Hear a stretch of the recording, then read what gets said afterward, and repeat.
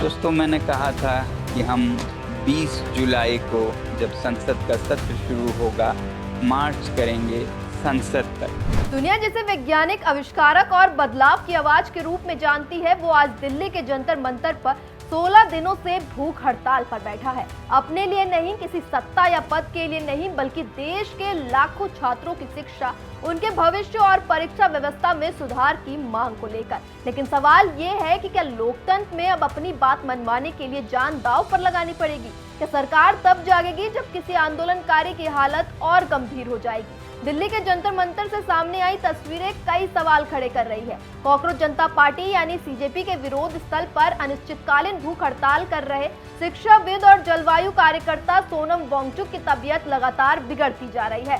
डॉक्टरों के मुताबिक उनका ब्लड प्रेशर घटकर 104/66 mmHg रह गया है और भूख हड़ताल शुरू होने के बाद से उनका करीब 7.8 किलोग्राम वजन कम हो चुका है। सीजेपी के संस्थापक अभिजीत दिपके द्वारा साझा किए गए वीडियो में सोनम वांगचुक बेहद कमजोर और थके हुए दिखाई दे रहे हैं। जंतर मंतर पर चल रहा ये प्रदर्शन अब 24वें दिन में प्रवेश कर चुका है, जबकि सोनम वांगचुक 28 जून से लगातार 16 दिनों से भूख हड़ताल पर है। डॉक्टर लगातार उनकी निगरानी कर रहे हैं, लेकिन हर गुजरते दिन के साथ उनकी सेहत को लेकर चिंता बढ़ती जा रही है। इसके बावजूद उन्होंने अपना अनशन खत्म करने से इनकार कर दिया है। उनका कहना है कि ये लड़ाई किसी व्यक्ति की नहीं, बल्कि उन लाखों छात्रों और युवाओं की है जो वर्षों से परीक्षा अनियमितताओं, पेपर लीक और शिक्षा व्यवस्था में जवाबदेही की मांग कर रहे हैं। इस बीच आंदोलन को लगातार राजनीतिक और सामाजिक समर्थन भी मिल रहा है। केरल की पूर्व मंत्री के सैलजा, मंत्री KN बालगोपाल, P राजीव और समाजवादी पार्टी के सांसद पुष्पेंद्र सरोज समेत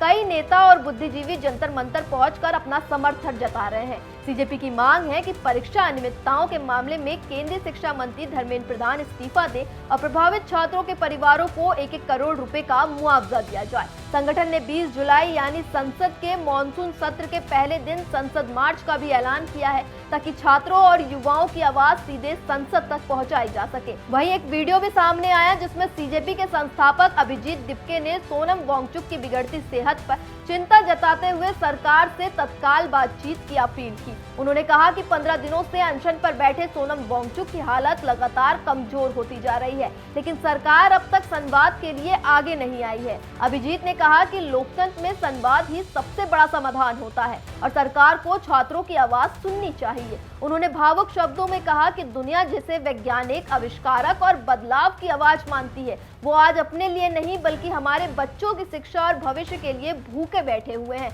उनकी चुप्पी एक संघर्ष है, लेकिन अगर हम सब चुप रहे तो ये देश के लिए शर्म की बात होगी। 15 दिन हो गए, इतने समय में तो अंग्रेज सरकार भी कई बार बातचीत के लिए तैयार हो जाती थी। उन्होंने कहा कि सोनम वांगचुक की सेहत लगातार गिर रही है, लेकिन वो शिक्षा मंत्री के इस्तीफे और परीक्षा प्रक्रिया में सुधार की अपनी मांग पर आज भी अड़िग है। अब यह आंदोलन केवल एक संगठन का विरोध नहीं रह गया है, बल्कि देश भर के छात्रों, अभिभावकों और युवाओं की आवाज बनता जा रहा है। ऐसे में सबसे बड़ा सवाल ये है कि क्या सरकार इस आंदोलन को गंभीरता से लेकर संवाद का रास्ता चुनेगी, या फिर एक आंदोलनकारी की बिगड़ती सेहत के बाद भी चुप्पी साधे रहेगी।